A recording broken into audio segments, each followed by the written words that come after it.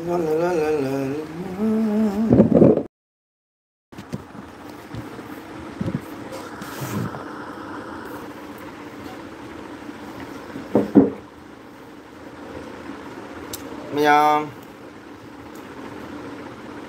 menggunakan tanah senang yang berapa welcome to Jerry mayam senang masih saya LB Jerry masih senang lapio masih so awal dengan wari kacanaci senang yang kau sini jauh kemai tahu nadi berarti sing meng tare aku suam dana sing je kita henggali kau senang yang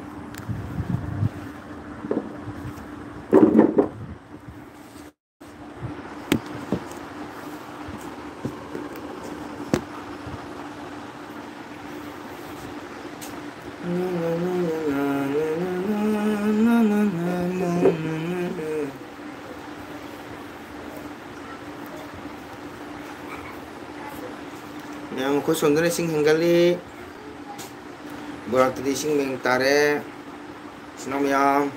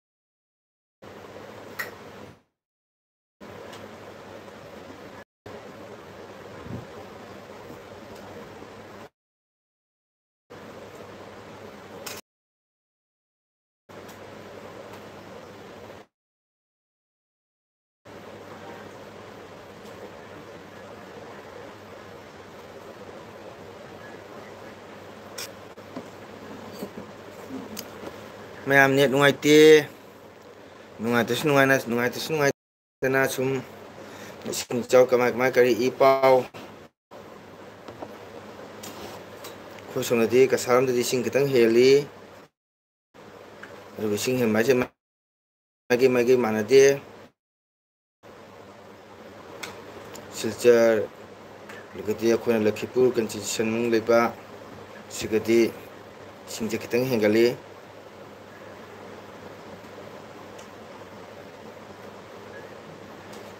mayam ngasih di sabi heli kong kamu nahan je nung cura na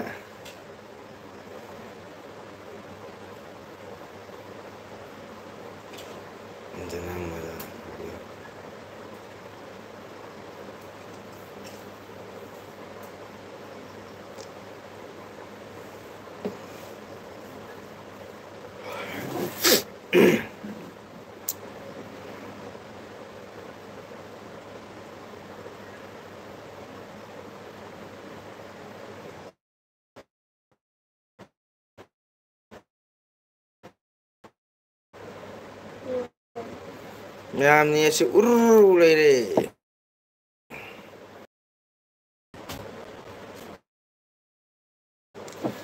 mayam jam saya bawa ngasih su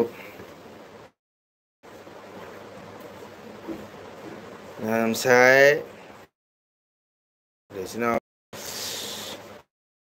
mayam nggak lapiro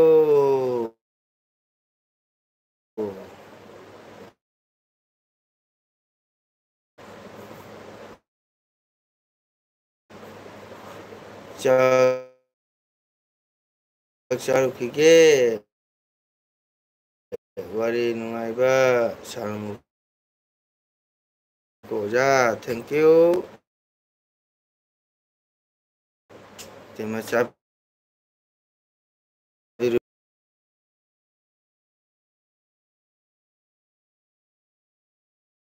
video kawan ngai wai sana si sinau mayam ko lagi ni se राजधानी express हेरे नुंगाइबसे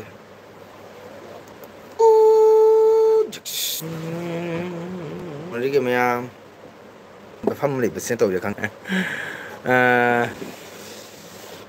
सिना कना लेगे हालाओ यम साये मांगुन थोगदब तल्ले यम साय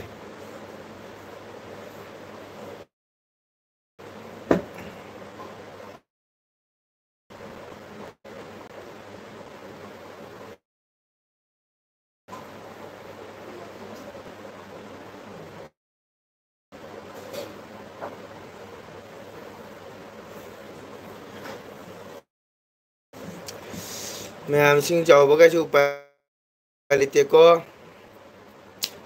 कोई चिंग ताबा चिंगी लेबा चिंगी कोगी मिते हाउनका हाइबम लेको इसिंगदा इरागना सिबसे याम नुंगाइते मो कप्पी आइको कइरे पाम भइले ते पाहम लेतबको देगेरे उ कारगा उ देगे तारा सिबसे कमनो ये सिसुनु कान हाय खंगाबा करी अभम मत पाइफम मत ले म्याम दुबो खंग्रा उए ता सिजसन हाय को इसिंग ले ता सिबिसने अबाजे पाइफम लेते न पामबाई लेते बा हाय तारे को अदुदा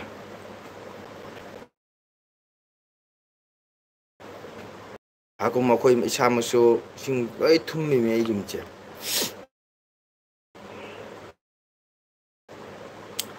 इसिंग थुमदना तादो जुमदा लेरि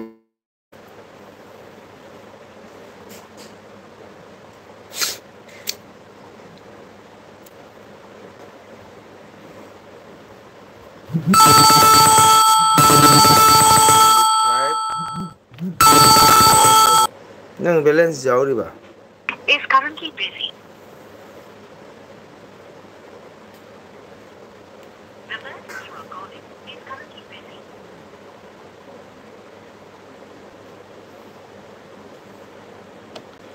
The person you are calling is currently busy. I want to buy ko yung kay ko dun. After 50 seconds. Umamso mo saan pag i-buy ko dun Mana buy hay mare. You can wait.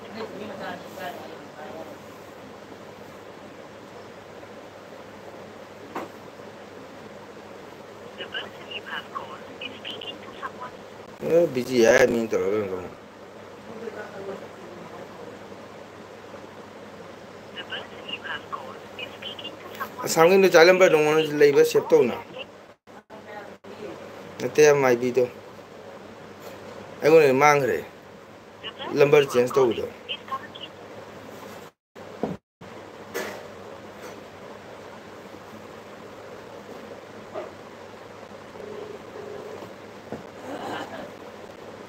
Hello. Bye ni. Mani na uji kai lagi. Keramba station da. Keramba station da no. Katakta. Mi kena cali ba? Oh, yang ngale muko. Katakta gi mo jauh na jam butang tu ba.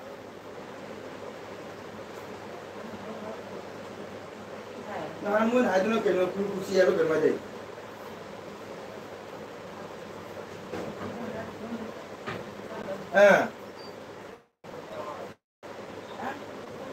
Mang siya katakta niya ba ko? Katakta mang siya.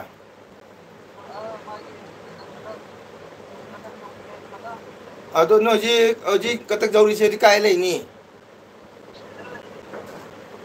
Ada room ko later. Hangudra lodging labor hanguna.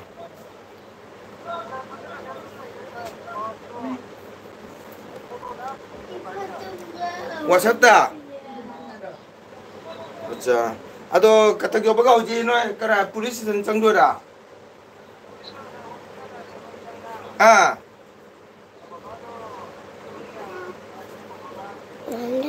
Mun kari haiba. Ha. Kaida. Phangabo.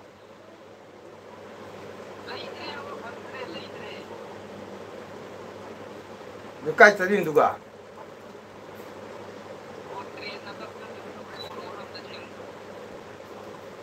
Ai ma. Kai mi phangai ba moina. Ah. Bisai phangudo body do lei ribo.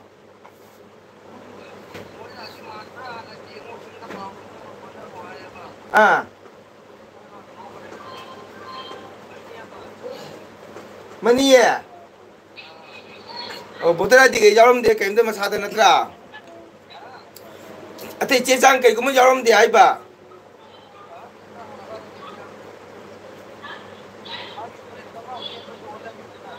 Ah. Kurang tu orang ni ada. Kerana mana tu nak?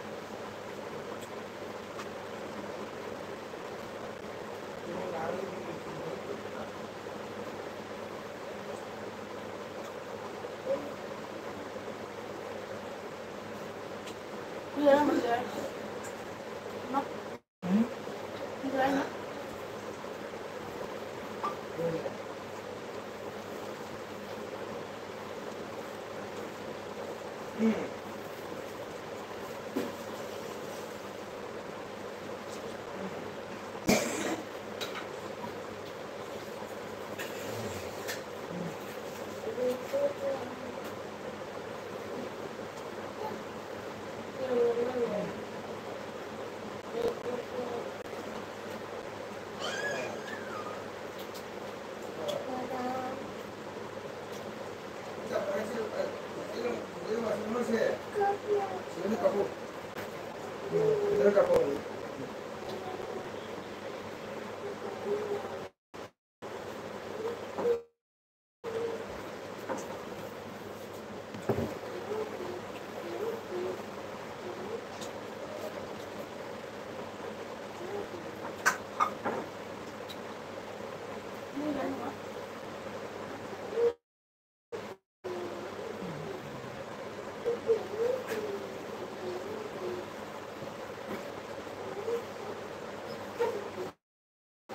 이래.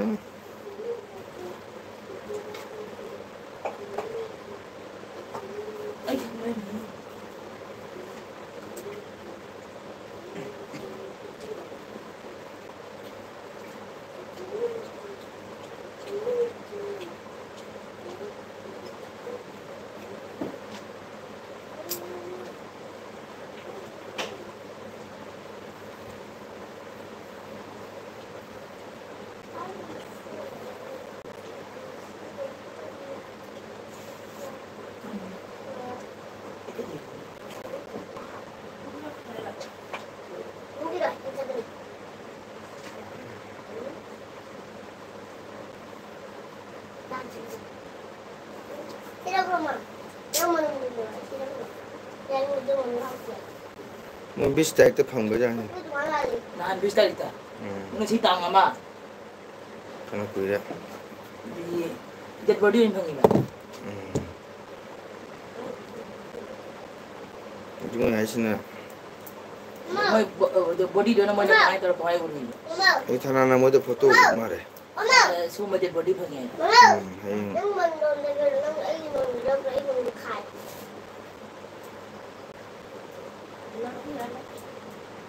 하나는 하이는 맛이 드리는 떡건티 하여. 근데 그거는 tadi ini lupa terus saya saya lokal gini nih memang mana apa. Jadi saya tahun ini dia. Kayak dia belum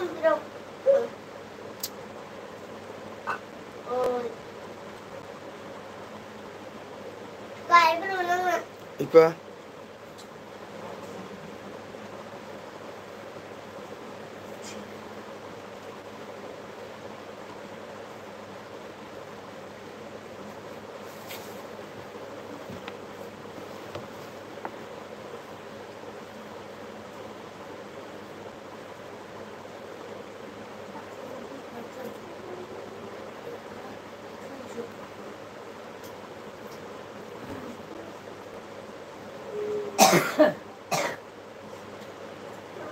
Yang itu belum kamu. 뭐야 아들래? Apa lagi body lagi belum ada itu. Ada apa?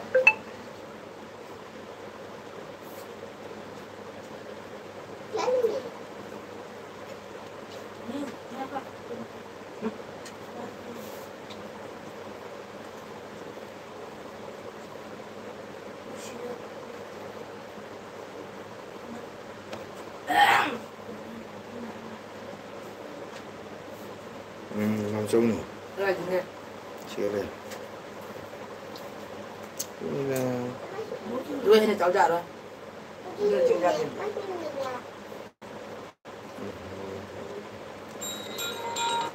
아 방해.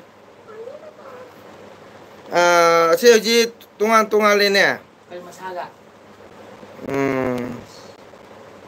봐봐. 하잉 잘라 강을로 간봐. năng chạy chất luôn cái nó sẽ sân đó thằng nào mặc cái này không bỏ thằng nào đây rồi nga 이런 출발 thằng nào đấy chỉ trang giao pro phải thằng nào đây không bỏ nhà mình là 친구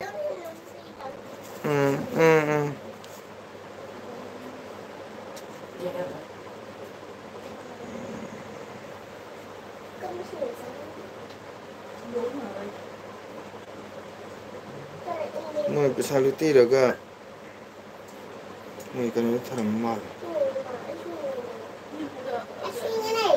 Siapa lo dah mampu ni? Em gini. Mampu ini bukan macam mana benda dah. sini Dah. Jogis, mari jogis.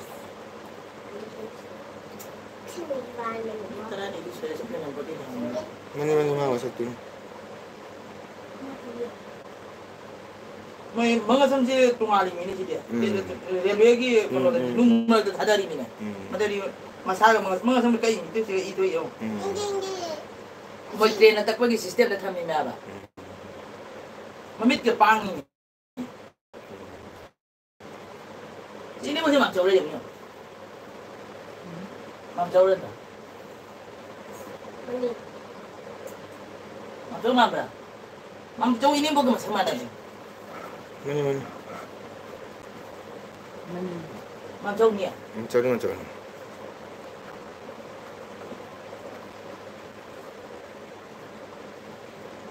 불킹하러 뭐는 온도음이 하여 봐. 우리도 마사 강들 많이 더 용원이나. 뭐 이게 다리 뭐 tao muốn về do nó trên phía mình. Nhưng mà hai cái đó mới chỉ cho cái gì.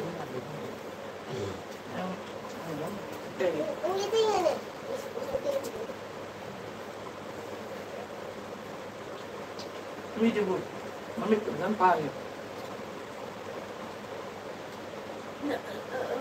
Không phải là mình đã. Có điều thì có để đây rồi mà bây giờ. Cũng siêu gì vậy? Chúng ta phải cầu làm gì? Xe hả?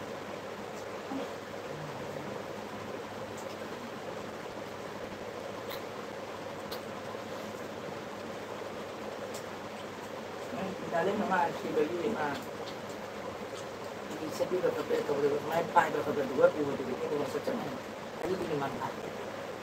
Ini di mana?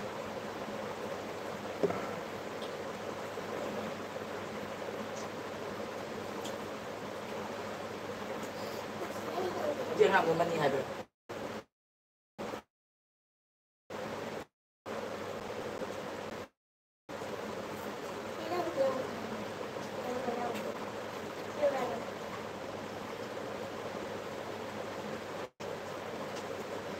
Jago lah.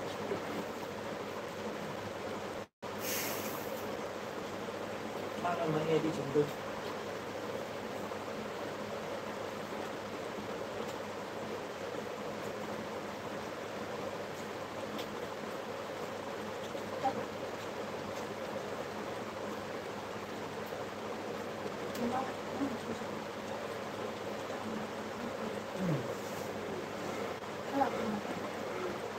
Mà không đưa mà quay ra mình hay đi vậy. Quay lên này này. Ta không phải quay chân như này. Thì sáng rồi thì xuống không được thật.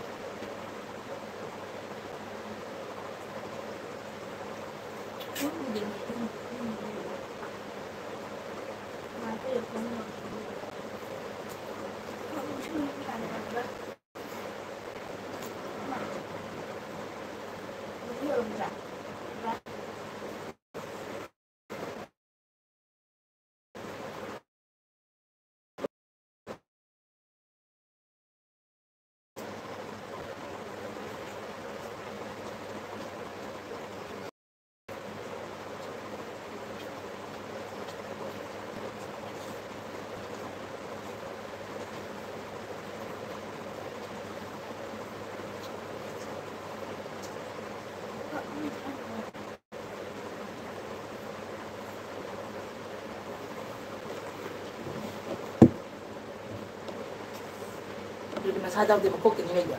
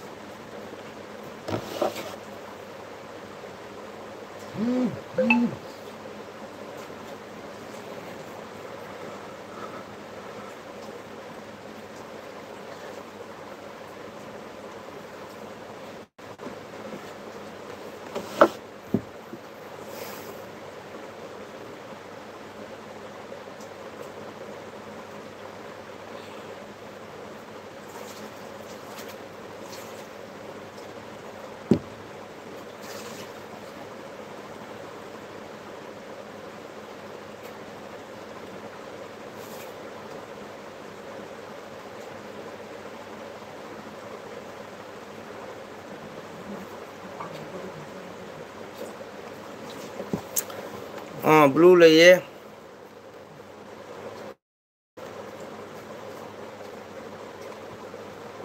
ai cái nó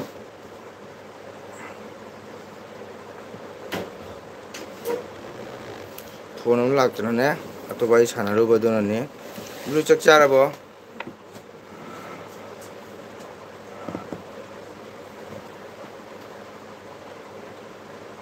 tôi nó lạc thì bao nhiêu ba 동그래. 근데 내가 그렇게 된 거. 아주 들어오는 시간 도착.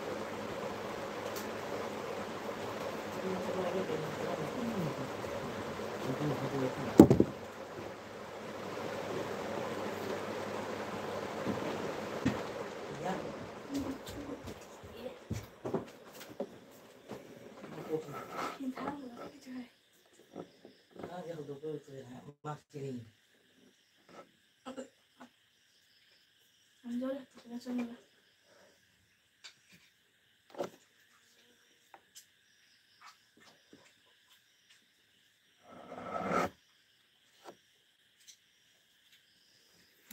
가렌 착하래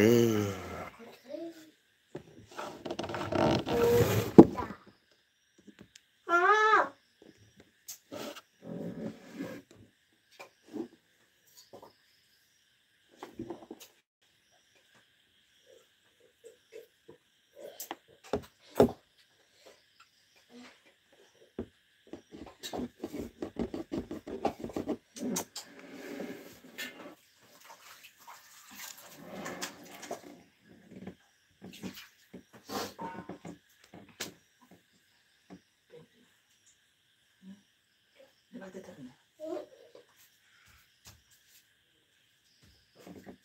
cái đây bây giờ cho người 이 돈, 저, 아, 얘기해 주세요. 그리고 이제 소금이.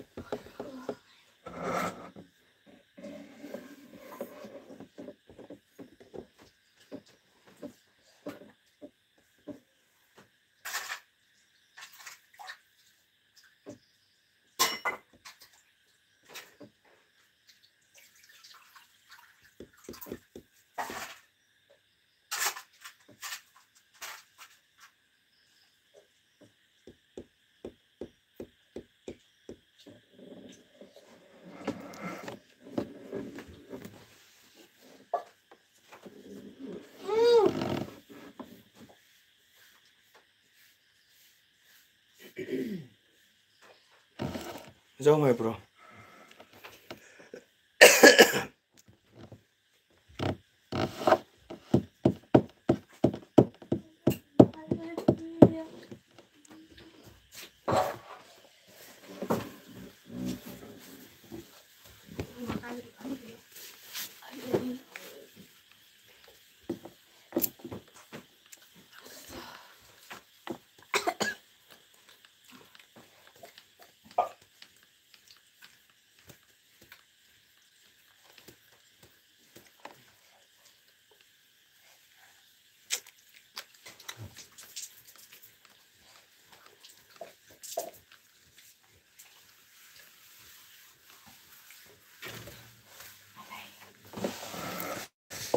Mila.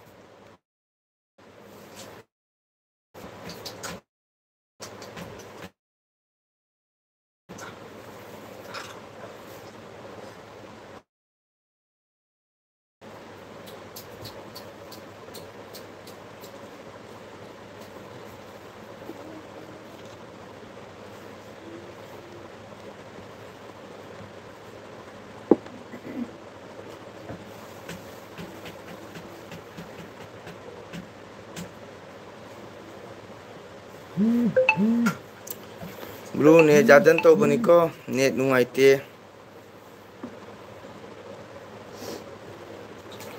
Oh ja, look hadri. Cari tanggol di cara bo. Cadri kainyang cage blue. Koi.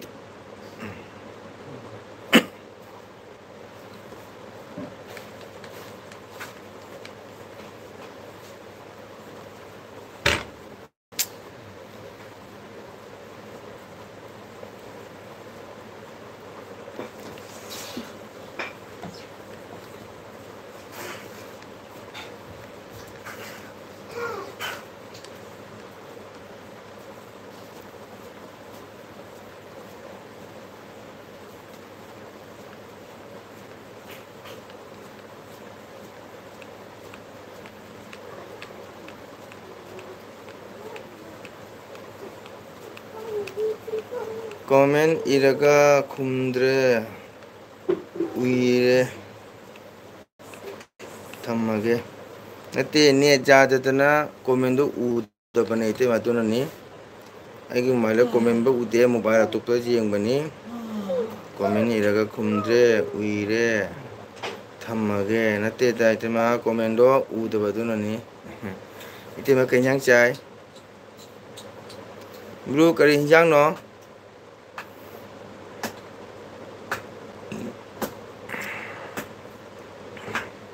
ni jadan to boni ko blo waru de comment iraga khumdre uire thamage uide comment do udan to boni hajikta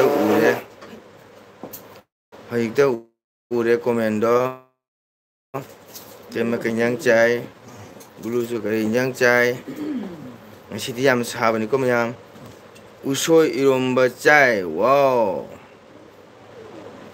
Usoi iromba kai thebong moruga ironira, dode hau bani. Thebong moruga iromba de hau bani usoi.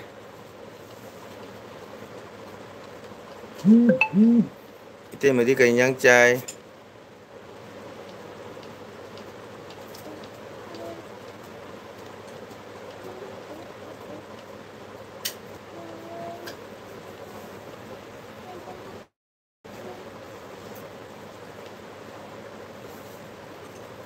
Usoi do noi jungiro natagana bajagiro ado gas jam kare kari ki kari ba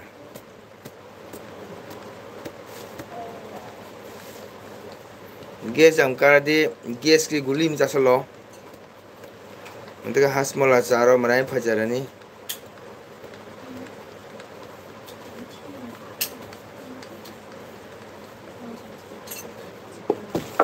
इतैमदि करी मथेन हागे करी बेजोना थोनगे ngasibu इतैमबो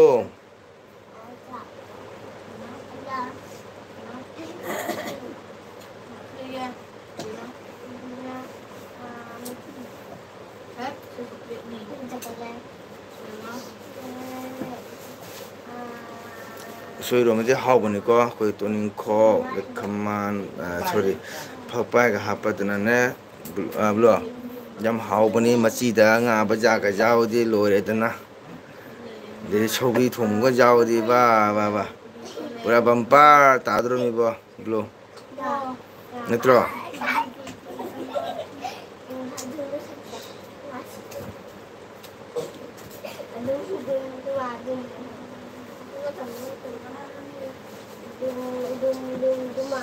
wow sogri thongba omelet iromba pang sanaba jole ngasigi mai pima wahai maki nan gare mathen na thon gare dana wahai na lehore yang mathen na thon gare sogri thongba omelet iromba pang sanaba jole ngasidi yam nusire wahai watana phajariba mathen yang mathen na naliba super se upar oi gare super se upar raid oi gare bazadagi ni o noi wa haude bazadagi odi tangang mani eblo tangang mani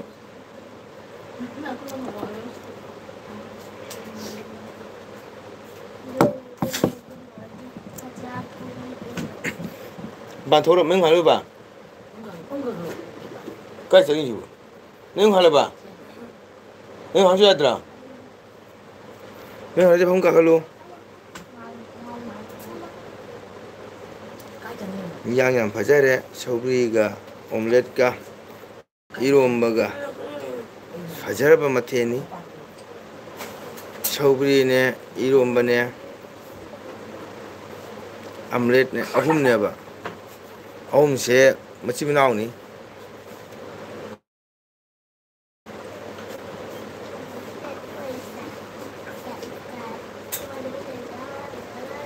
kai chari no ne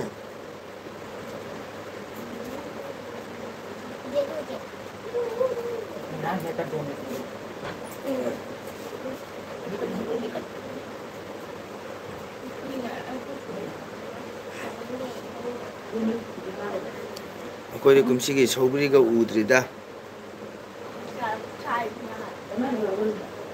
छोबरी का तो मसा उदरी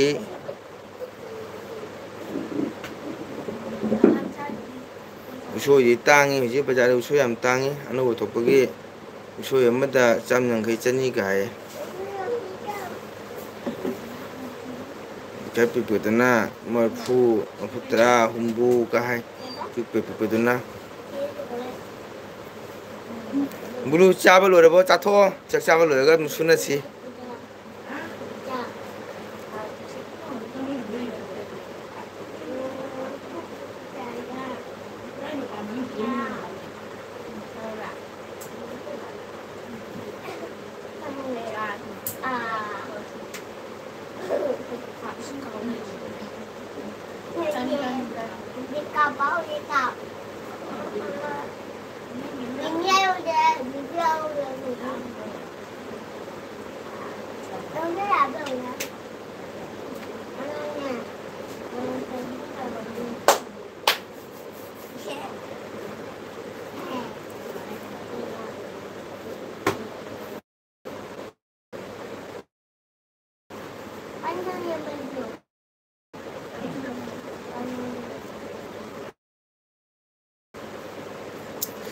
yang saya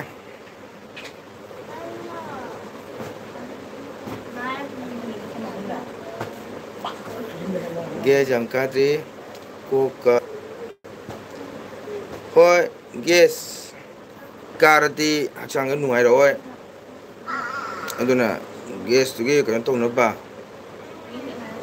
तुम केबा तुम तक तौबा इसै मचा खरा ngangladi साबसे फगदबो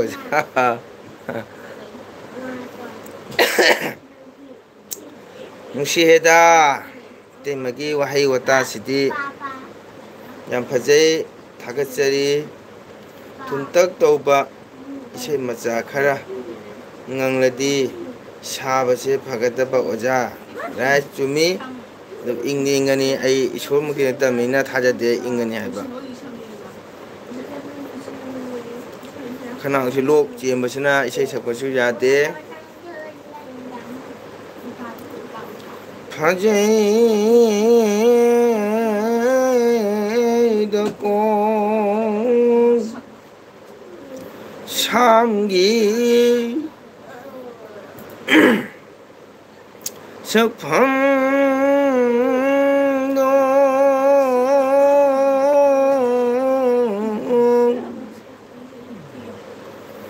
Radhara Sungka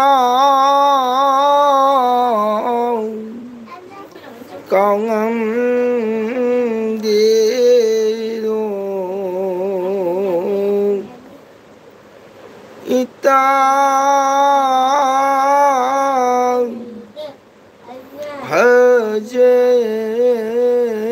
Phajai dako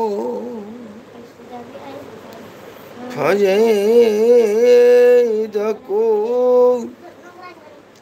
Samgi Sakphang no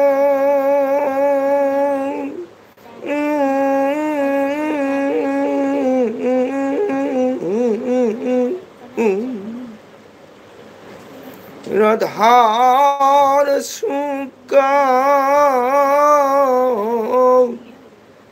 Cao ngâm đi đô Ita Phajai dako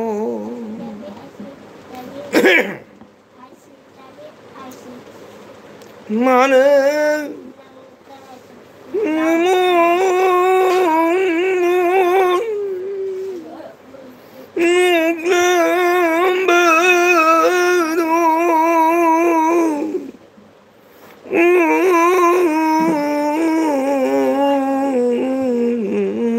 Thôi inung de Uchang edo Ita Phajai dako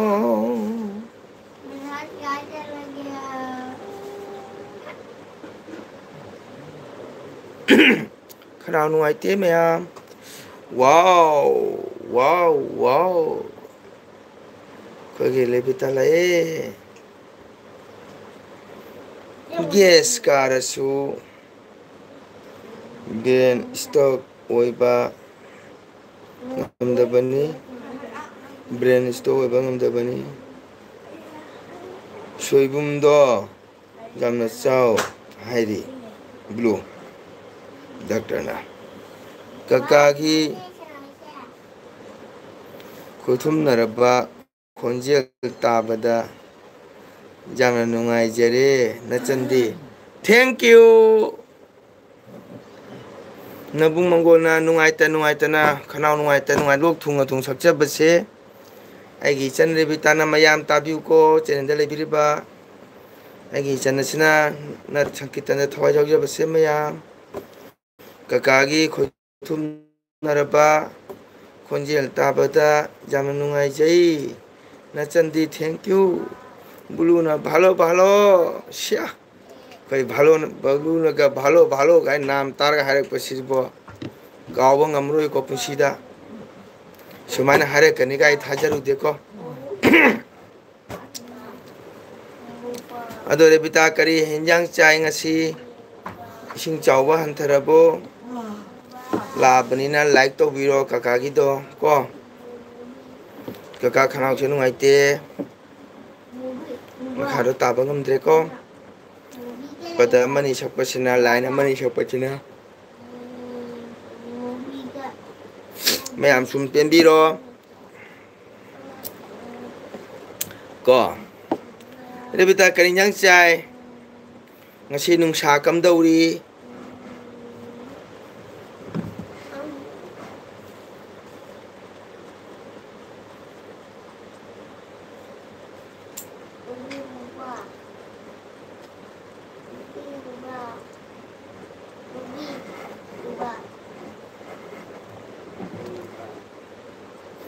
Rebita kari yang cai.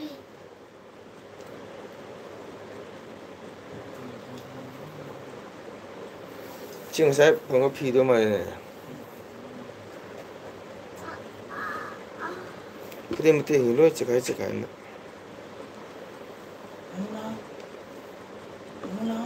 또 뭐라 또 뿡땅 했다 하고로. 자 그럼 라이도 뭐 덜리자 들어. 아니 자가 제 보통 사람. 테이블 라이 공짜.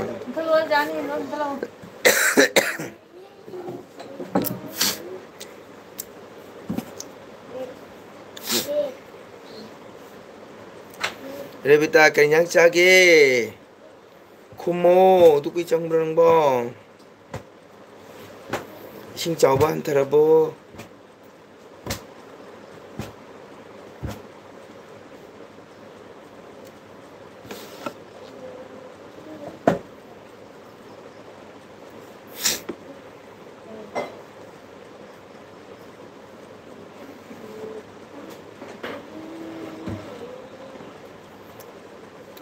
물로 짝 잡으려 봐.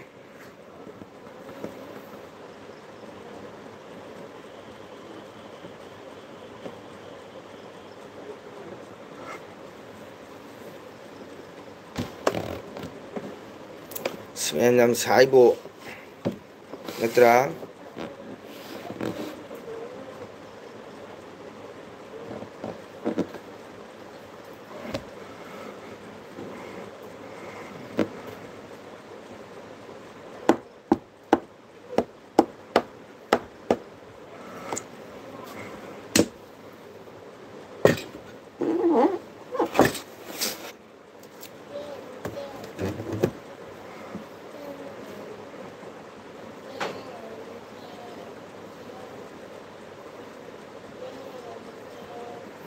Mày xin chào ba.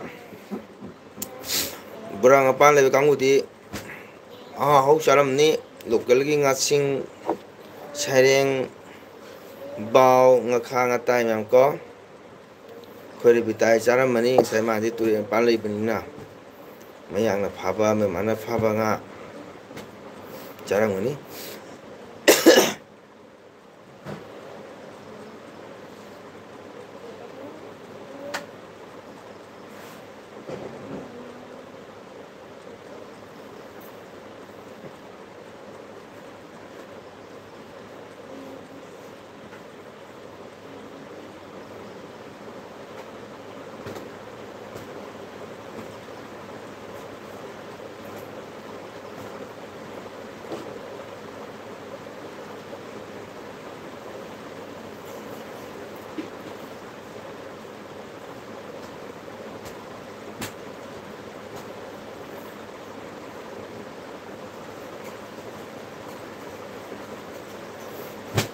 Rebita kari yang cagi.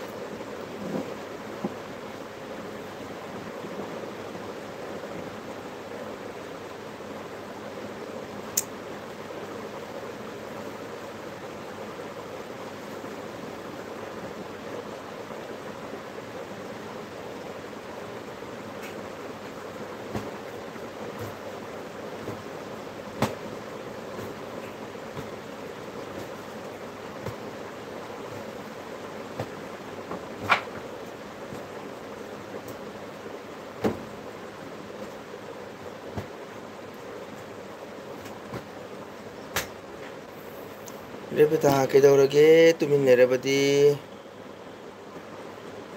하나가 많은데고 가까이 지내 락보다 그냥 작아시 쿰데 하나가 정말 많은데고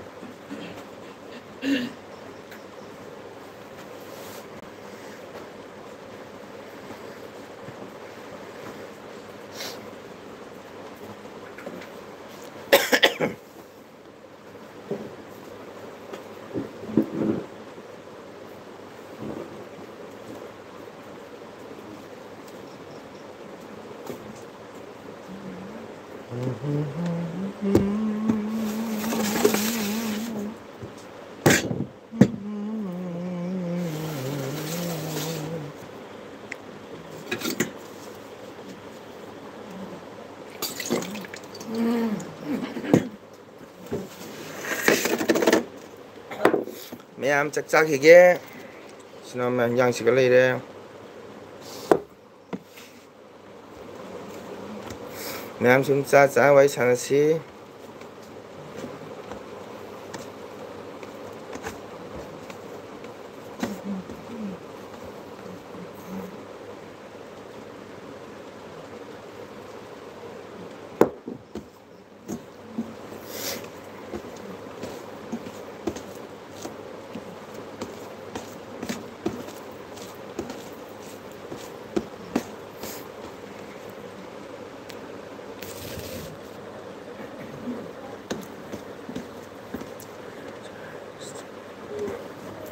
매암 짝짜바 하우라게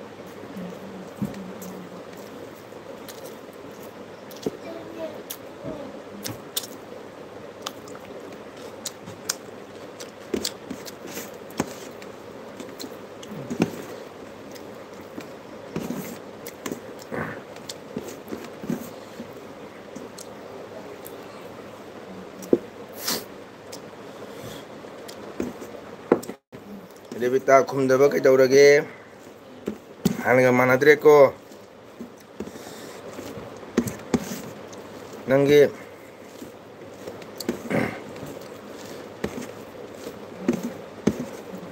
중탕 간바 사바 쿠티도 아이 러루이 아도 항안에나 딸라바 그냥 송 공기들아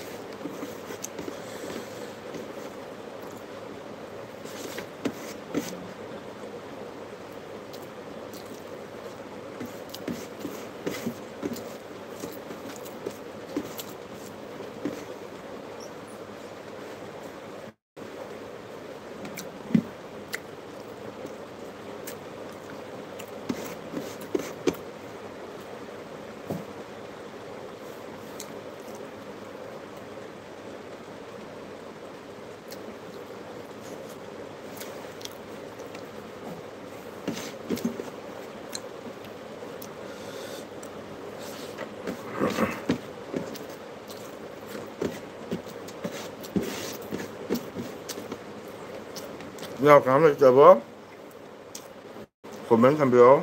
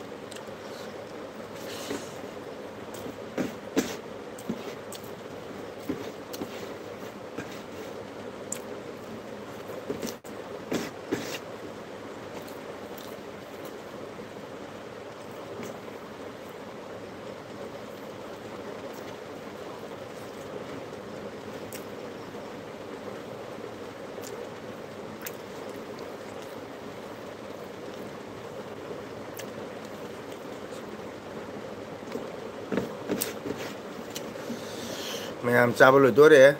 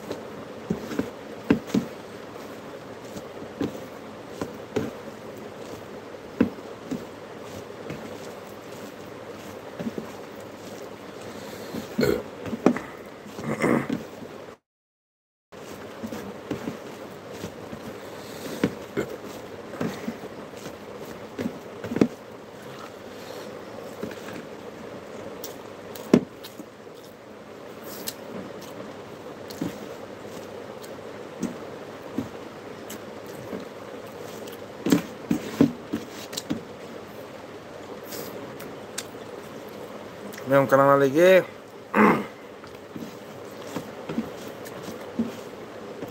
Hello.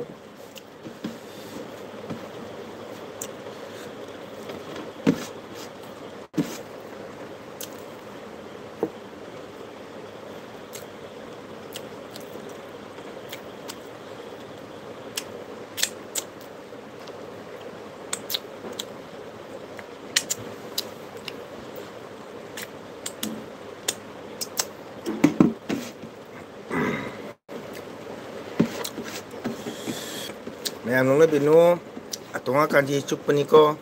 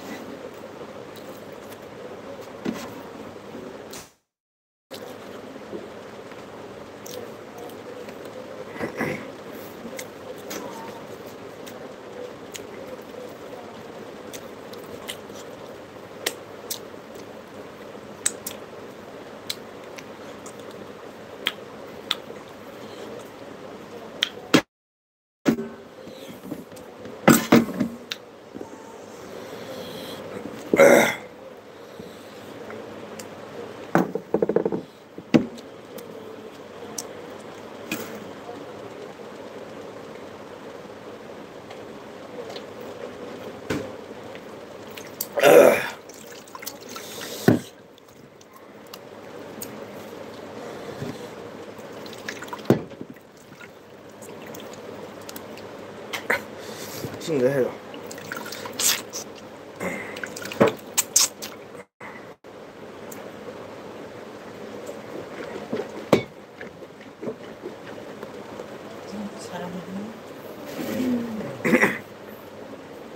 아니.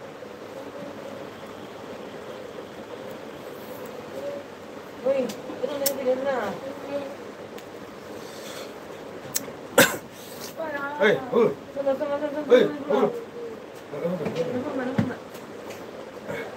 나중에 이거.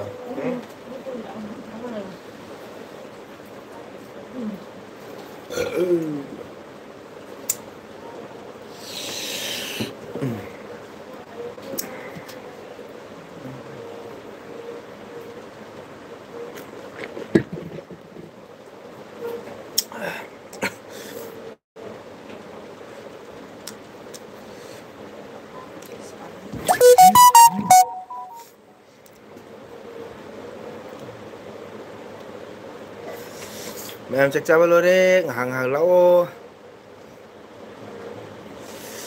một xài một xài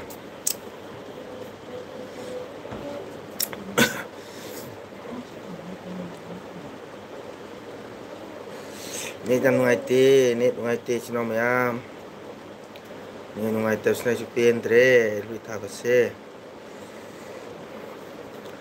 Ando mayam sinau nusibina support kayam tokbiro like tokbiro ai view kayam kacharaga ai kenom lobjarage wifi am lobjarage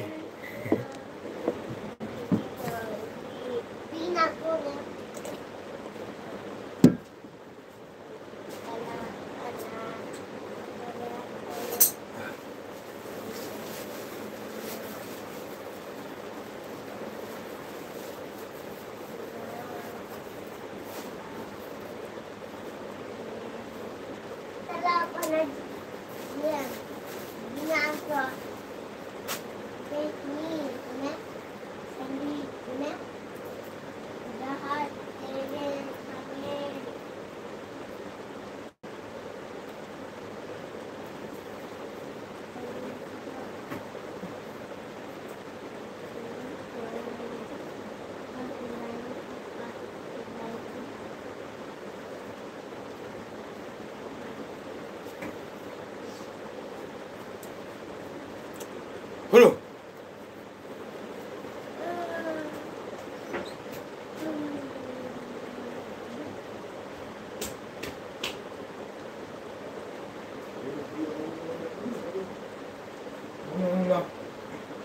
Mau về, lo.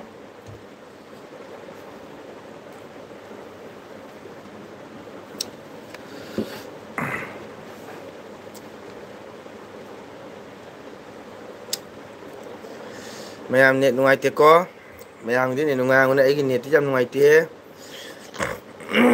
ꯑꯗꯨꯅ ꯁꯨꯝꯇ ꯎꯪꯅ ꯂꯩꯔꯦꯕ ꯄꯨꯔꯥ ꯑꯩꯈꯣꯏꯒꯤ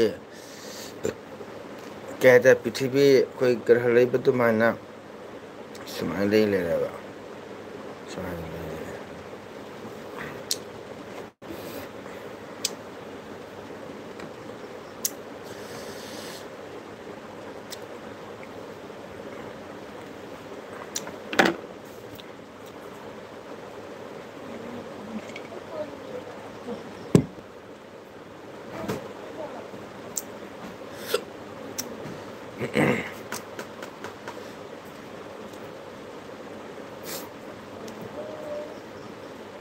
ꯃꯝꯇꯣꯟ phone ꯇꯧꯔꯨꯗ꯭ꯔꯣ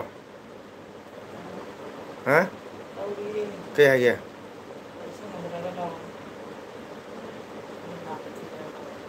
ꯍꯥ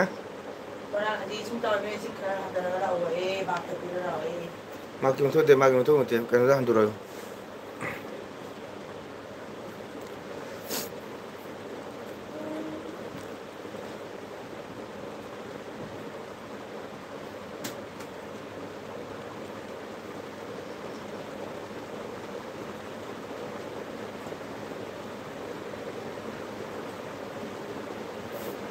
ꯍꯥꯏꯔꯤꯉꯩꯗ ꯍꯥꯏꯌꯣꯕ ꯀꯩꯗꯧꯒꯦ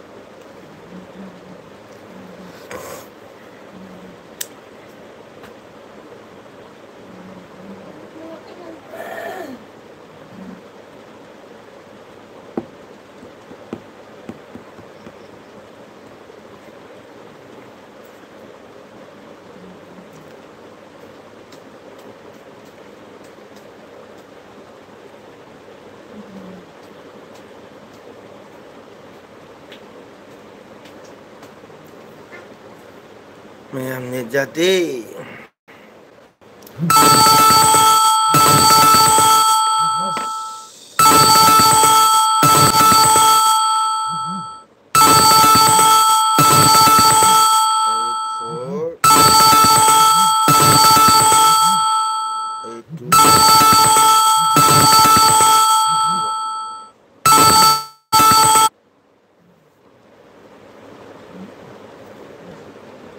Number you have dialed is currently busy.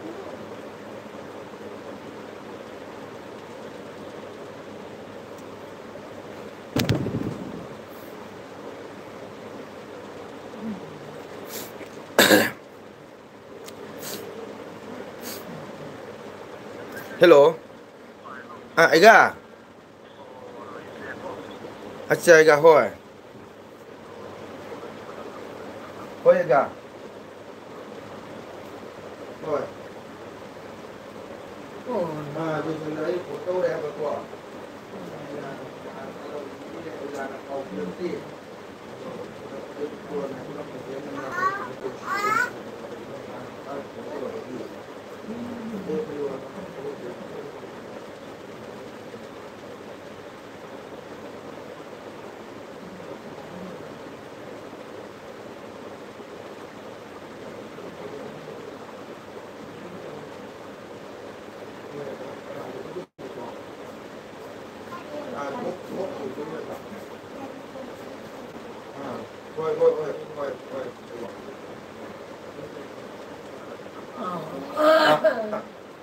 Mình sang không hơi cả. Mùi bún gà taru. Mùi bún gà kituang puga. Hoy na show mo din yung tawag dyan ini. Ado, ega hojik ngang pugudo mine. Hojik kamang ngada pugudo mi hari ba. Ado di, ay ega ada di sana.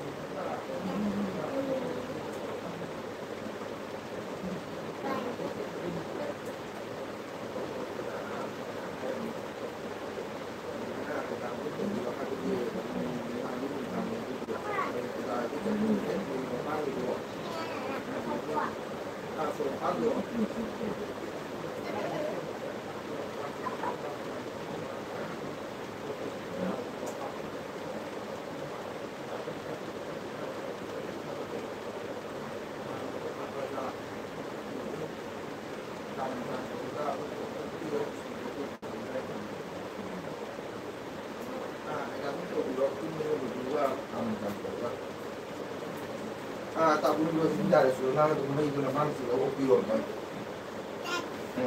Pada tu mega.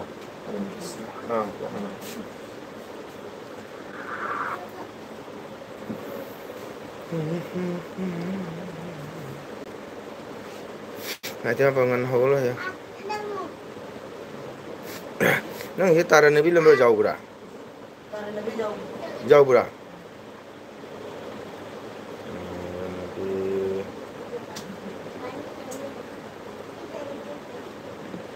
जो इतना number दी जाओ रहा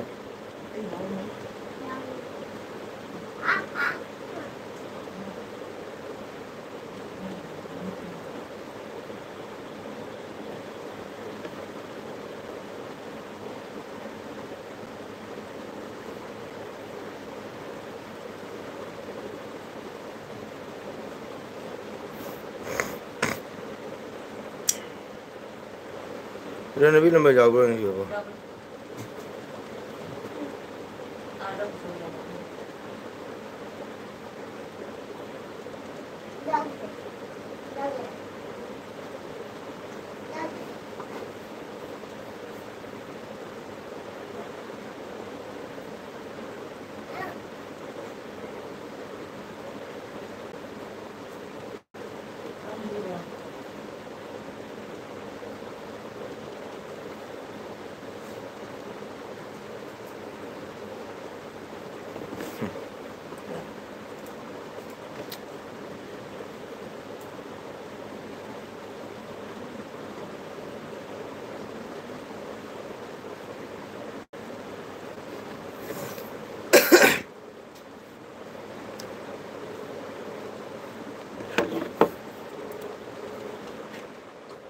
Kayaknya nih,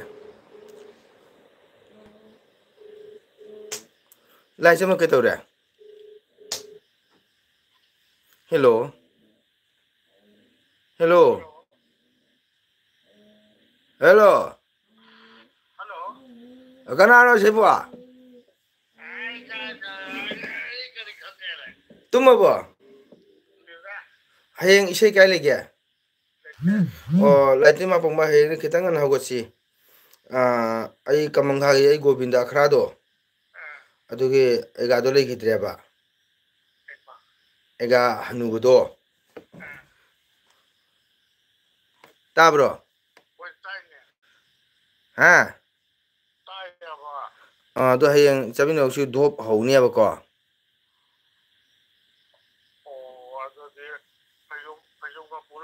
Phajong koyet tongna. Joy Chandra na jaini. Mo Joy Chandra habi wana ta Joy Chandra hai khre. Joy Chandra number no lei bra. Lei hai ro. Oh amtang piro se ai mobile lo live thari aduna yathre. Ngale tung khre ne ba madu mi disu pung 12 ta dore.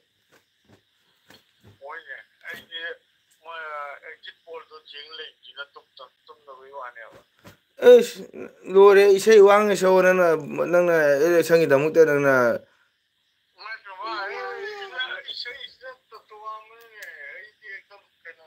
khangene central government gi salary chare mina mathok dai ne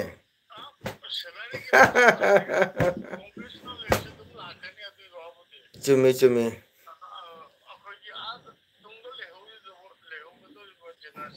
ngasi tang kya no ne ꯋꯥꯠꯂꯤꯗꯅ ꯇꯥꯡ ꯑꯗꯨ ꯍꯧꯖꯤꯛꯀꯤ ꯑꯦꯖꯤꯐꯣꯜ ꯋꯥꯔꯤꯗꯨꯗꯤ ꯑꯗꯨꯝ ꯋꯥꯔꯤꯅꯤꯗ ꯑꯗꯨꯗꯤ ꯑꯗꯨꯝ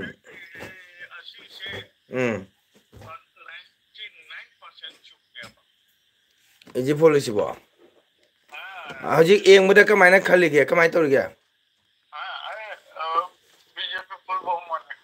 ꯕꯤꯖꯦꯄꯤ good good ꯅꯨꯡꯉꯥꯏꯌꯦ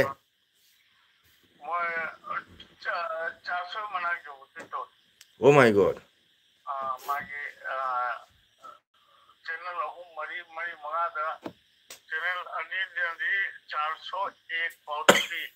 ꯑꯣ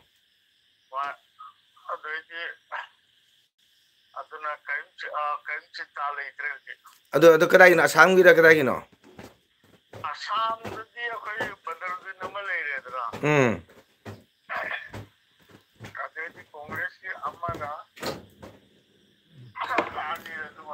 ꯐꯔꯦ ꯐꯔꯦ ꯅꯪ ꯖꯣꯏꯁꯟ ꯅꯝꯕꯔꯗꯣ ꯑꯝꯇ ꯍꯥꯏꯔꯛꯎꯁꯦ ꯎꯝ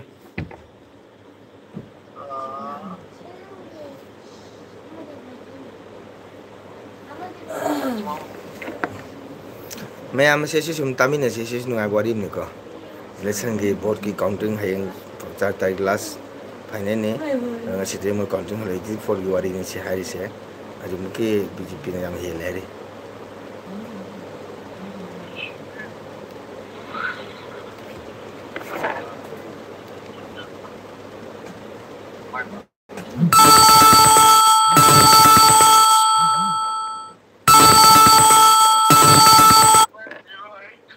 ها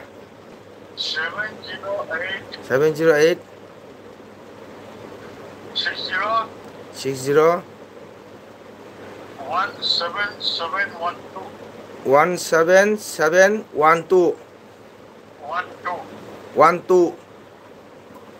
7712 ঠিক আছে 70860 হ্যাঁ 17712 হ্যাঁ Ahora কিরকম সেভ করবেন এটাও বলছি রে এবার এবার দাঁড়ান সেভেন জিরো 7080 হ্যাঁ দিদি 17712 লালো মারে বনংছে 7080 70860 Oh, no, 1 second, 1 second. 70860 17712 ama ni ahum mari manga taruk tare nipan mapan tara sure ne direct call कर देते हैं ठोकर जो एक सेकंड दरान चेक चारबो राधे राधे আচ্ছা আপনারা রাখেন আমি এবার কল করি ওকে গুড নাইট কালকে খুব সকালে যাওয়া লাগবো আটার পরে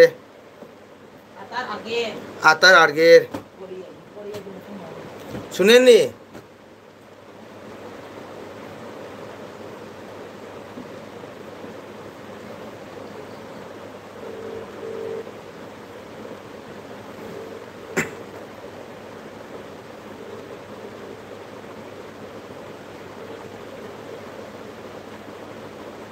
Hello. Ang taga. Ay egado lay gidre. Do ayeng chapa tare do. Ado do sanara phone to horo bo. Sanara phone to horo ai ba. Karana.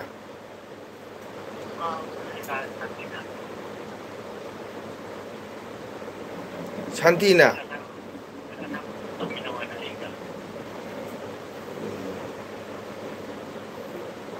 Fare mina harabana mina jumbuna haibadi tawde ate. hayeng nu mun si duti egana pung theng kan hai ba ko moi ji moi haji moi pura ne kamanga da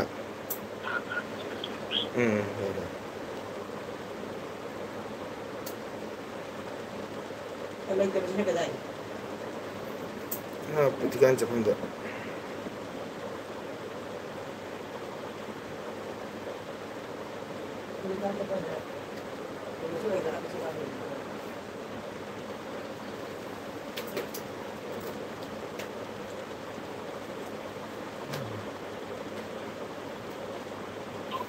keno hayeng gi se dhop haurani do dhop lo ra ga ne anh kali ba akogi sanjoy daga di do horo di nam chagi dom pai dena ado pai da bi anh kali sina do holo ra ga ko do thado paga ha do haram maga dum monsika pai se ba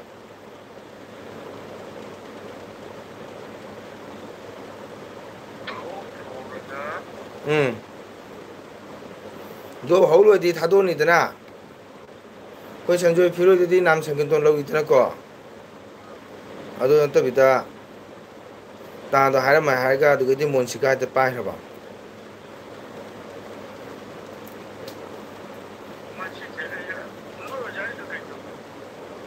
ko jai mai to re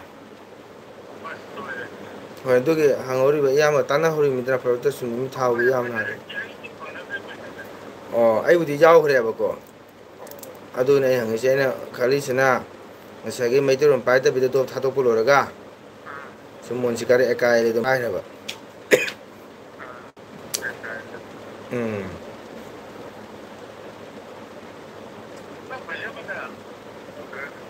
pude pui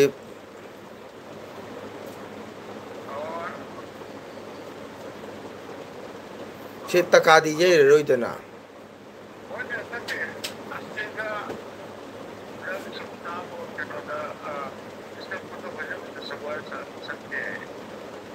kan phang da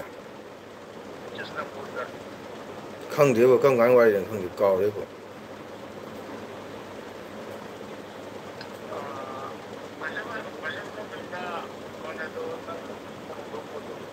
pui bhajamana vrindavane ye bikasit phala phula ponje bhajamana vrindavane ako jai samidna đưa là cái nào madhura ra madhura madhura madhuga yeah yeah yeah yeah yeah madhuga namatala rekula ganje bhajamana vrindavane aduh ni apa cinta mabhuli tado pariranjita braja gopika palarenu cinta mabhuli apa subuh hari solo Vrindavan gopi anugata bhuja yogula solo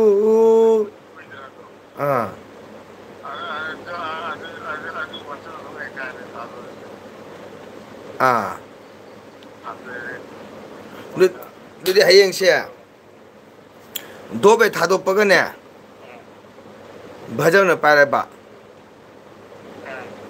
है तका जैद्र मिने को अदुगा दो एकादो पारे बा लेकिन कमु धोप थादो पो भजन लो तो पक न द्रिबम कमु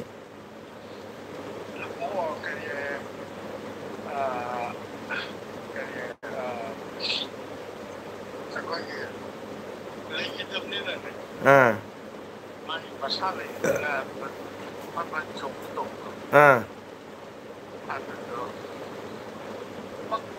막대 봐야지. 음, 막대와 그들에게 배에도 보면 야오를 되고 아또 또 ချုပ်때문에 할게 로또를 그래. 내가 로또를 뭐 전부 다 그러는데 일단은 나도 adunin haisi adunin haisi hagi sai man taka thadok pagadi ekare laga solo si bindawan tani na ho tawuri asi se moi iri thoting ai to hotai ha adudi ma porok de kawan sakani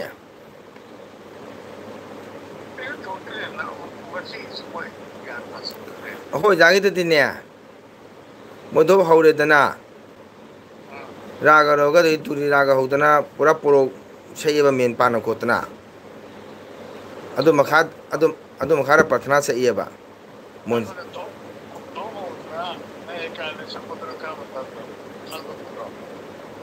adum tanare mida adi aina khali se angka sina ne sinida hayeng she modi iru maja thorani do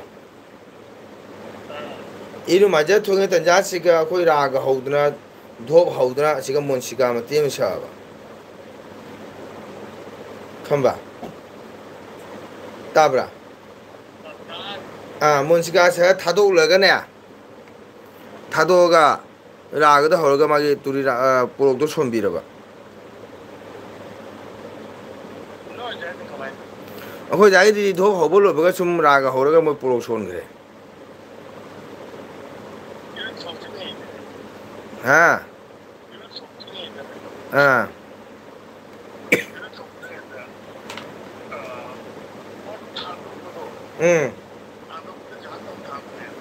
adu mo suman khangele ne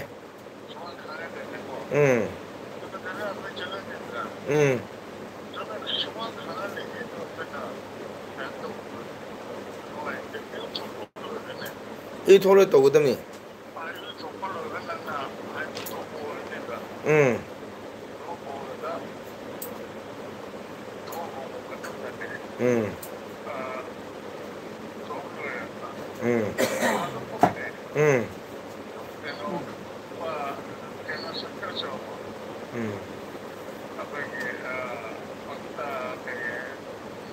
raga hono porok ai ajiwa ge tawse do hauraba raga hauraba porok sondoba porok sonlo bagane asai gortane makha da tanjam min kup tani dana adu min kup to thok ekada pa heba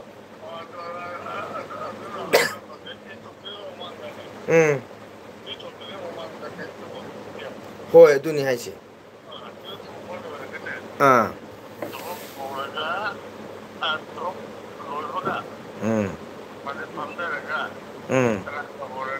hoi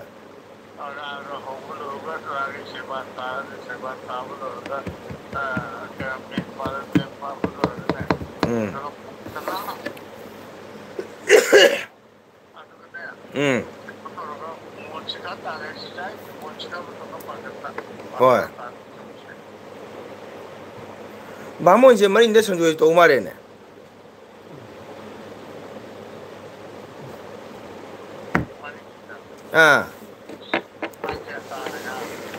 hoi ne ngasi ri tadi ngasi tangamani dana 1 2 3 4 4 tarik tai to sante ne phosani ne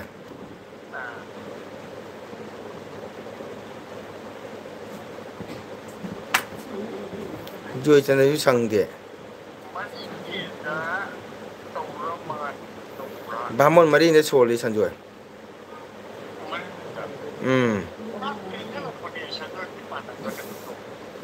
mare sanjoy na trama thoni da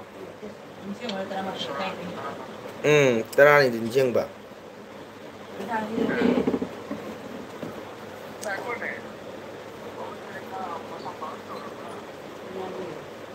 하늘이 어왕으로 하늘도. 예, 저희 아주 내 바로 따위 살았다 이 말이지.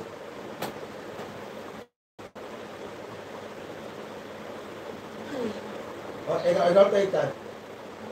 애가 따리. 애가 따위 기시나 분이네. 그래.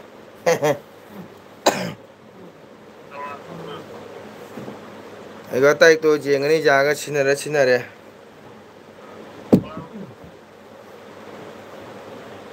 하이나 범디 짱이드나 거. 하이나 범디 짱이드나.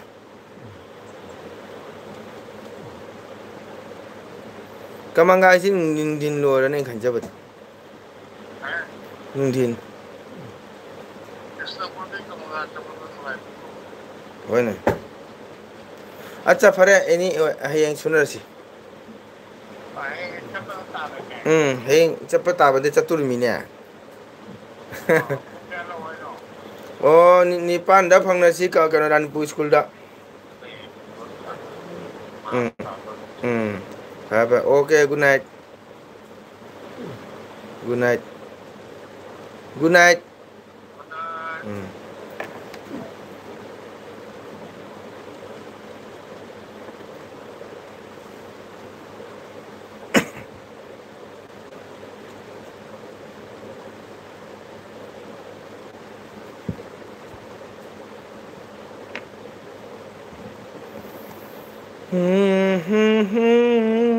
Kenal sunu ngaite lu kenal sunu.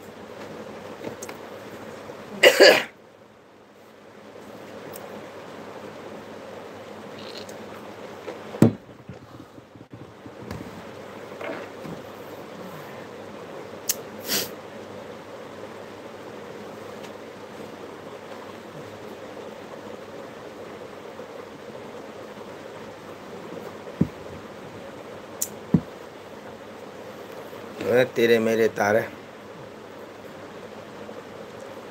तेरे मेरे तारे तेरे मेरे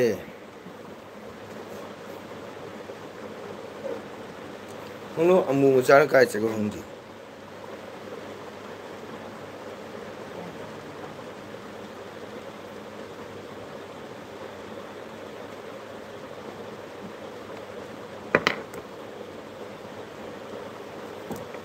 cái gì nhẹ nó không thể ta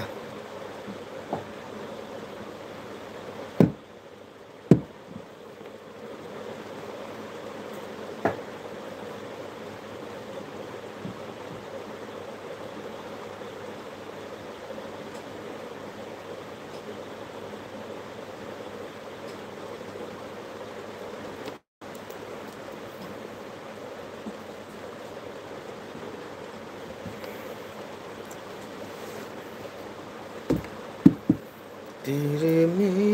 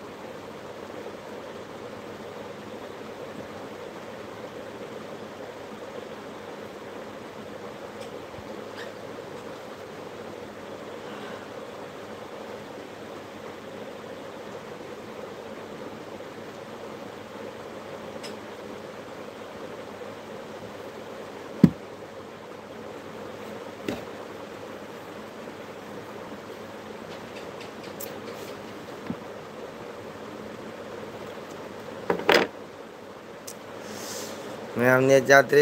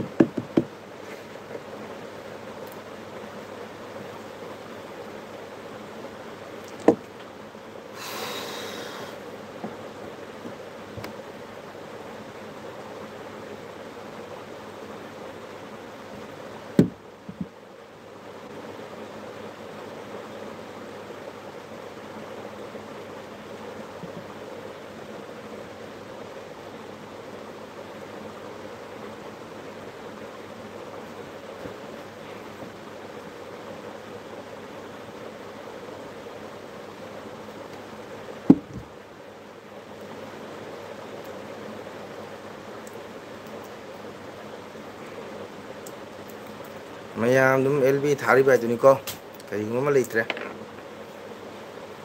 sum live to le ja bai tare ko kai ko jaw dre lo ne kan kan comment kun kai u dre chna me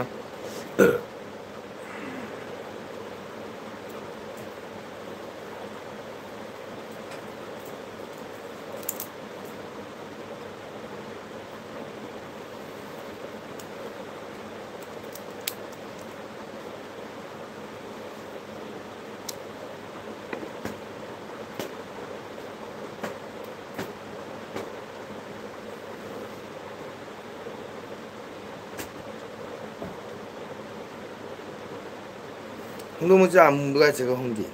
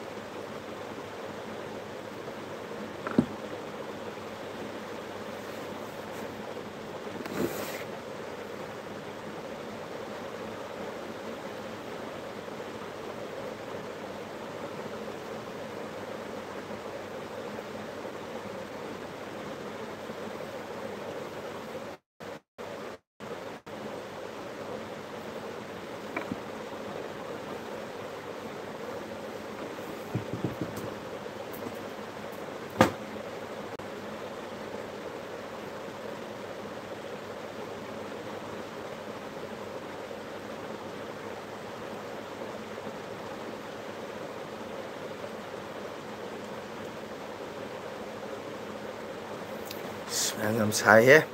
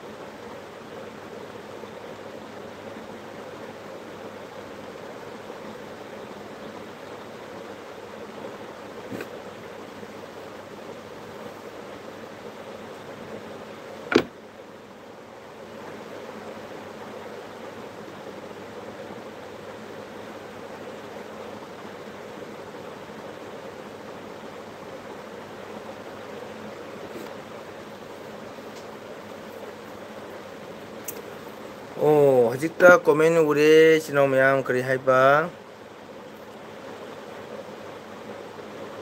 kakadi radhana hende samnawati haina samringaida khumba wari bani ke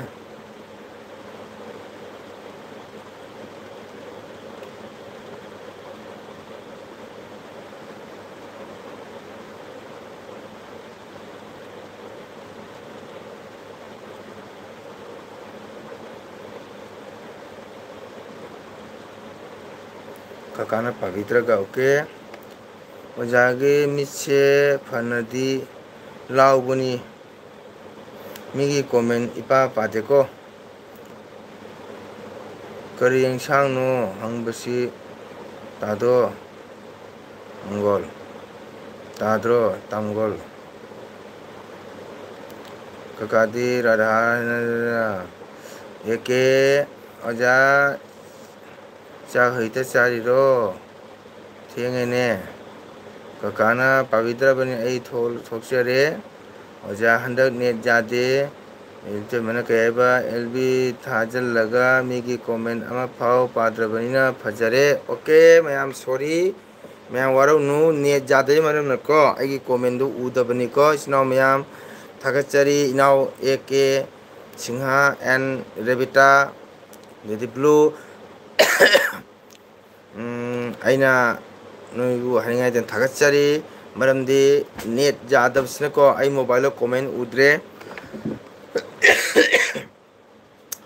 ꯑꯗꯨꯅ comment ꯄꯥꯗꯕꯅꯤ ꯁꯣꯔꯤ 이때만나 ꯀꯩ ꯍꯥꯏꯕ 엘비 ꯊꯥꯖꯤꯜꯂꯒ ꯃꯤꯒꯤ comment ꯑꯃ ꯐꯥꯎ ꯄꯥꯗꯕꯅꯤꯅ ꯐꯖꯔꯦ ꯆꯨꯝꯃꯤ race ꯑꯗꯣ ꯀꯣꯃꯦꯟꯗꯨ ꯎꯗꯕꯗꯨꯅ ꯄꯥꯗꯕꯅꯤ 이때마 와루비누 ꯀꯣ ꯑꯩ ꯍꯧꯖꯤꯛꯇ ꯀꯣꯃꯦꯟ ꯎꯔꯤ ꯂꯥꯛꯄ ꯑꯗꯨꯅ ꯑꯩ ꯀꯣꯃꯦꯟ ꯍꯧꯖꯤꯛꯇ ꯄꯥꯔꯛꯏꯁꯤꯅꯤ ꯃꯌꯥꯝꯁꯤꯅ ꯋꯥꯔꯧꯕ ꯌꯥꯗꯦ ꯀꯣ ꯉꯁꯤ ꯀꯣꯃꯦꯟ ꯄꯥꯍꯧꯗꯦ ꯍꯥꯏꯅ ꯃꯇꯨꯡꯗꯁꯨ ꯂꯥꯛꯇꯕ ꯇꯧꯕꯤꯒꯅꯨ ꯅꯨꯡꯁꯤꯔꯕ ꯏꯆꯤꯟ ꯏꯅꯥꯎ ꯑꯗꯣ ꯑꯩꯈꯣꯏꯒꯤ ꯏꯆꯟ ꯔꯦꯕꯤꯇꯥ ꯀꯀꯥ ꯃꯪꯒꯣꯜꯅ ꯍꯥꯏꯔꯤ ꯀꯀꯥꯒꯤ ꯅꯦꯠꯀꯤ ꯄ꯭ꯔꯣꯕ꯭ꯂꯦꯝ ꯑꯣꯏꯕꯅ ꯀꯣꯃꯦꯟꯗꯣ ꯂꯥꯛꯄ ꯎꯗꯕꯅꯤ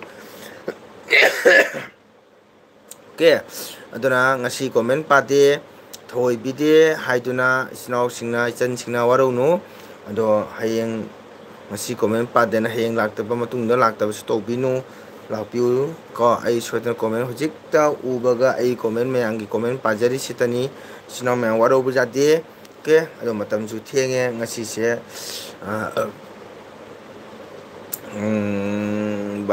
바로 따가도래 이치나우 ꯃꯌꯥꯝ ꯑꯩ 바이 ꯇꯧꯖꯔꯒꯦ ꯑꯩꯒꯤ LBꯗ ꯂꯥꯛꯄꯤꯔꯝꯃꯤꯕ 이치나우 ꯈꯔꯇꯪ 이치나우 ꯃꯔꯤ ꯃꯉꯥ ꯂꯥꯛꯄꯤꯔꯝꯕꯁꯦ ꯃꯪꯒꯣꯜ ꯅꯠꯇꯅ ꯍꯥꯏꯅꯤꯡꯉꯥꯏ ꯂꯩꯇꯅ ꯊꯥꯒꯠꯆꯔꯤ 이치나우 ꯃꯌꯥꯝ ꯄꯨꯔꯥ ꯋꯦꯜꯀꯝ ꯑꯗꯣ ꯀꯣꯃꯦꯟ ꯄꯥꯗꯦꯅ ꯋꯥꯔꯧꯕ ꯇꯧꯅꯨ ꯀꯔꯤꯒꯤꯅꯣ ꯍꯥꯏꯗ ꯑꯩ ꯅꯦꯠꯀꯤ ꯄ꯭ꯔꯣꯕ꯭ꯂꯦꯝꯁꯤꯅ ꯀꯣꯃꯦꯟꯗꯣ ꯎꯗꯦꯕꯀꯣ ꯑꯗꯨꯅ ꯑꯩ ꯀꯣꯃꯦꯟ ꯄꯥꯗꯕꯅꯤ ꯀꯣꯃꯦꯟ ꯃꯤꯒꯤ ꯀꯣꯃꯦꯟ ꯂꯥꯛꯑꯒ ꯀꯔꯤꯒꯤ ꯄꯥꯔꯣꯏꯗꯣꯏꯅꯣ ꯏꯆꯤꯟ ꯏꯅꯥꯎ ꯃꯌꯥꯝ ꯀꯣ ꯑꯩ ꯑꯗꯨꯒꯨꯝꯕ ꯅꯠꯇꯦ ꯑꯗꯨꯅ ꯑꯩꯈꯣꯏ ꯏꯇꯩꯃꯁꯨ ꯂꯥꯟꯅ ꯂꯧꯒꯅꯨ ꯏꯅꯥꯎ ꯑꯃꯤꯠꯅ ꯍꯥꯏꯔꯛꯏ ꯍꯟꯗꯛ ꯅꯦꯠ ꯌꯥꯗꯦ ꯍꯥꯏꯔꯛꯏꯀꯣ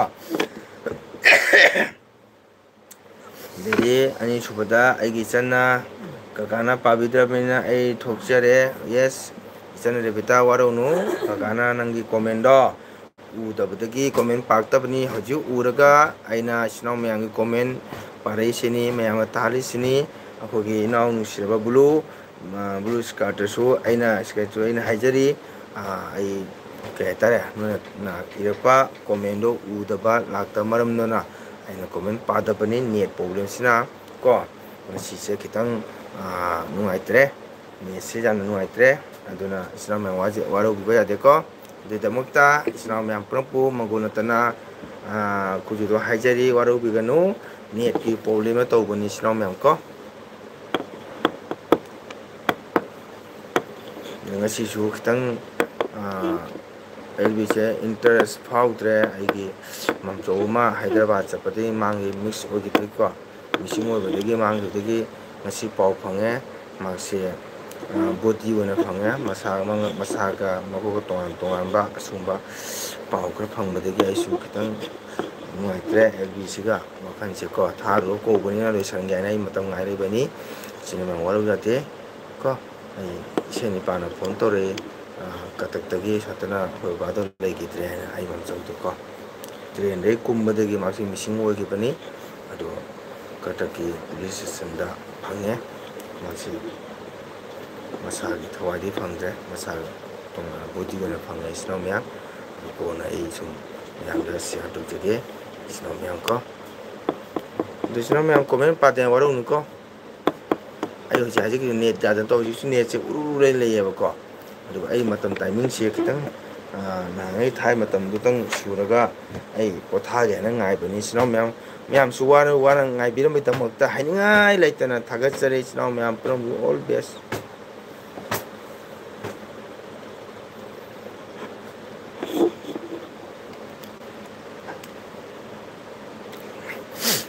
ꯑꯗꯨꯅ ꯅꯦꯠꯁꯦ ꯌꯥꯗꯦꯕꯀꯣ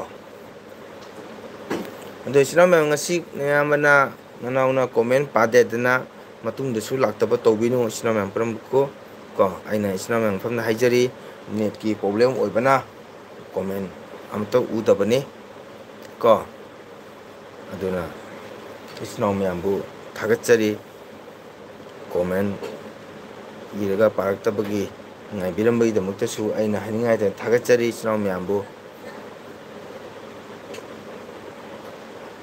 ꯑꯩ ꯃꯇꯝꯁꯨ ꯌꯧꯔꯛꯑꯦ ꯃꯌꯥꯝ ꯏꯆꯤꯟ ꯏꯅꯥꯎ ꯋꯥꯅꯔꯝꯃꯅꯤꯀꯣ ꯕꯥꯔꯣꯁꯨ ꯇꯥꯔꯕꯅꯤꯅ ꯏꯆꯤꯟ ꯏꯅꯥꯎ ꯃꯌꯥꯝ ꯄꯨꯝꯅꯃꯛ ꯑꯩ ꯍꯥꯟꯅ ꯑꯦꯗꯚꯥꯟꯁ ꯃꯌꯥꯝꯅ ꯕꯥꯏ ꯇꯧꯔꯛꯇ꯭ꯔꯤꯉꯩ ꯑꯩꯅ ꯕꯥꯏ ꯄꯤꯖꯔꯒꯦ ꯏꯆꯤꯟ ꯏꯅꯥꯎ ꯃꯌꯥꯝ ꯒꯨꯗ ꯅꯥꯏꯠ ꯃꯇꯨꯡꯗꯁꯨ ꯑꯃꯨꯛ ꯂꯥꯛꯄꯤꯌꯨ ꯏꯆꯤꯟ ꯏꯅꯥꯎ ꯃꯌꯥꯝ ꯄꯨꯝꯅꯃꯛꯄꯨ ꯃꯪꯒꯣꯜꯅꯇꯅ ꯍꯥꯏꯖꯔꯤ ꯃꯇꯨꯡꯗꯁꯨ ꯑꯃꯨꯛ ꯃꯪꯒꯣꯜꯅꯇꯒꯤ ꯑꯦꯜꯄꯤꯗ ꯂꯥꯛꯄꯤꯔꯒ ꯃꯌꯥꯝꯅ ꯁꯞꯄꯣꯔꯠ ꯇꯧꯕꯤꯌꯨ ꯃꯌꯥꯝꯅ ꯁꯞꯄꯣꯔꯠ ꯇꯧꯕꯤꯕꯗꯒꯤꯅꯤ ꯑꯩꯅ ꯉꯁꯤ ꯃꯌꯥꯝ ꯃꯐꯝꯗ ꯋꯥꯔꯁꯨ ꯋꯥꯅ ꯅꯨꯃꯤꯗꯥꯡ ꯊꯦꯡꯉꯐꯥꯎ ꯃꯌꯥꯝ ꯃꯐꯝꯗ ꯃꯤꯠꯌꯦꯡ ꯇꯥꯍꯟꯖꯔꯤꯕ ꯑꯩꯅ ꯋꯥꯅ ꯏꯁꯩ ꯁꯛꯆꯔꯒ ꯚꯤꯗꯤꯑꯣ ꯂꯧꯖꯔꯒ ꯏꯆꯤꯟ ꯏꯅꯥꯎ ꯃꯌꯥꯝ ꯃꯐꯝꯗ ꯃꯤꯠꯌꯦꯡ ꯇꯥꯍꯟꯖꯕꯁꯦ ꯏꯆꯤꯟ ꯏꯅꯥꯎ ꯃꯌꯥꯝꯒꯤ ꯁꯞꯄꯣꯔꯠꯇꯒꯤꯅꯤ ꯏꯆꯤꯟ ꯏꯅꯥꯎ ꯃꯌꯥꯝꯅ ꯁꯞꯄꯣꯔꯠ ꯇꯧꯕꯤꯗ꯭ꯔꯒꯗꯤ ꯚꯤꯗꯤꯑꯣ ꯌꯦꯡꯕꯤꯗ ꯇꯥꯔꯒꯗꯤ ꯃꯌꯥꯝꯒꯤ ꯚ꯭ꯌꯨꯁꯇꯣ ꯎꯔꯒꯅꯤ ꯑꯩꯅ ꯍꯔꯥꯎꯕ ꯑꯦꯟꯖꯣꯏ ꯑꯣꯏꯔꯒ ꯑꯩꯅ ꯚꯤꯗꯤꯑꯣ ꯂꯧꯕꯒꯤ ꯑꯩꯉꯣꯟꯗ ꯄꯋꯥꯔ ꯐꯥꯎꯖꯔꯤꯕ ꯑꯩꯉꯣꯟꯗ ꯏꯟꯇꯔꯦꯁ ꯐꯥꯎꯔꯤꯕꯁꯦ ꯑꯁꯨꯃꯥꯏꯅ ꯇꯨꯡꯗꯁꯨ ꯏꯆꯤꯟ ꯏꯅꯥꯎ ꯃꯌꯥꯝꯅ ꯏꯟꯇꯔꯦꯁ ꯐꯥꯎꯍꯟꯕꯤꯌꯨ ꯁꯞꯄꯣꯔꯠ ꯇꯧꯕꯤꯌꯨ ꯍꯥꯏꯕ ꯋꯥꯐꯝꯁꯦ ꯑꯩ ꯊꯝꯖꯒꯦ ꯏꯆꯤꯟ ꯏꯅꯥꯎ ꯃꯌꯥꯝꯕꯨ ꯍꯥꯏꯅꯤꯡꯉꯥꯏꯇꯅ ꯃꯪꯒꯣꯜꯅꯇꯅ ꯊꯥꯒꯠꯆꯔꯤ ꯒꯨꯗ ꯅꯥꯏꯠ ꯕꯥꯏ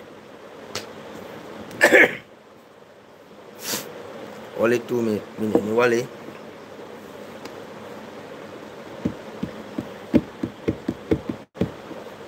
ꯑꯩꯈꯣꯏꯒꯤ ꯏꯆꯤꯟ ꯏꯅꯥꯎ ꯃꯌꯥꯝ ꯅꯦꯠꯁꯤ ꯌꯥꯗꯗꯤꯀꯣ ꯃꯣꯕꯥꯏꯜꯗ ꯀꯣꯃꯦꯟꯁꯤ ꯎꯗꯦ ꯑꯇꯣꯞꯄ ꯃꯣꯕꯥꯏꯜ ꯃꯤꯒꯤꯗꯤ ꯍꯥꯏꯖ ꯉꯝꯖꯗ꯭ꯔꯦꯀꯣ ꯑꯩꯒꯤ ꯑꯣꯏꯅꯗꯤ ꯑꯩꯒꯤ ꯃꯣꯕꯥꯏꯜꯁꯤ ꯀꯣꯃꯦꯟ ꯀꯔꯤꯒꯨꯝꯕ ꯎꯗꯦ ꯑꯗꯨꯅ ꯏꯆꯤꯟ ꯏꯅꯥꯎ ꯃꯌꯥꯝ ꯊꯥꯖꯔꯣꯏ ꯑꯩ ꯍꯧꯖꯤꯛ ꯃꯣꯕꯥꯏꯜꯁꯤꯒꯤ ꯌꯦꯡꯉꯤꯁꯦ ꯅꯦꯠ ꯌꯥꯗꯦ ꯑꯩ ꯏꯆꯤꯟ ꯏꯅꯥꯎ ꯃꯌꯥꯝ ꯁꯨꯝ ꯈꯪꯕꯤꯒꯅꯤꯀꯣ ꯑꯩ ꯑꯁꯤꯗꯒꯤ ꯑꯩ ꯀꯩꯅꯣ ꯇꯧꯖꯕꯅꯤꯀꯣ ꯃꯌꯥꯝ ꯏꯆꯤꯟ ꯏꯅꯥꯎ ꯑꯁꯤ ꯅꯦꯠ ꯅꯨꯡꯉꯥꯏꯇꯦ ꯍꯧꯖꯤꯛ ꯑꯝꯇ ꯀꯩꯅꯣ ꯎꯗꯦ ꯁꯤꯒꯨꯝꯕ ꯃꯌꯥꯝꯁꯦ ꯑꯁꯤꯒ ꯑꯩ ꯍꯧꯖꯤꯛꯇ ꯀꯣꯃꯦꯟ ꯎꯔꯤꯁꯤꯒ ꯑꯩ ꯑꯁꯤ ꯃꯣꯕꯥꯏꯜꯁꯦꯀꯣ ꯑꯗꯨꯒ ꯑꯩ ꯀꯣꯃꯦꯟ ꯄꯥꯖꯔꯛꯄꯅꯤ ꯏꯆꯤꯟ ꯏꯅꯥꯎ ꯃꯌꯥꯝ ꯊꯥꯖꯕꯤꯔꯦꯀꯣ ꯏꯆꯤꯟ ꯏꯅꯥꯎ ꯃꯌꯥꯝ ꯊꯥꯖꯕꯤꯀꯣ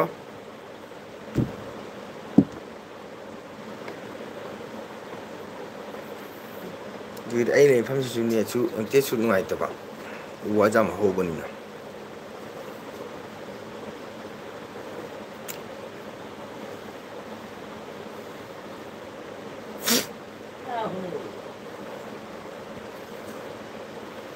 오케이 matungdasu unasi hayangsu nayaktadi mapugi thawjang lairabadi hayangmu ai miyang phamda ai miyang tanjage ai laibasi sinamanga awan ngai wai sanaminasi masigidi sasiga kainana ba jathangni jari manibusu khoramjari tamo manibusu khoramjari ai iche malabusu manina khoramjari masigidi kainana ba jathangni jari binabirasi Ting tong, ting tong, ting tong, tong.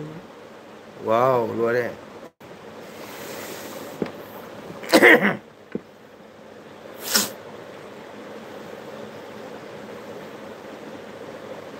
Oke, Cino Meang, good night, bye.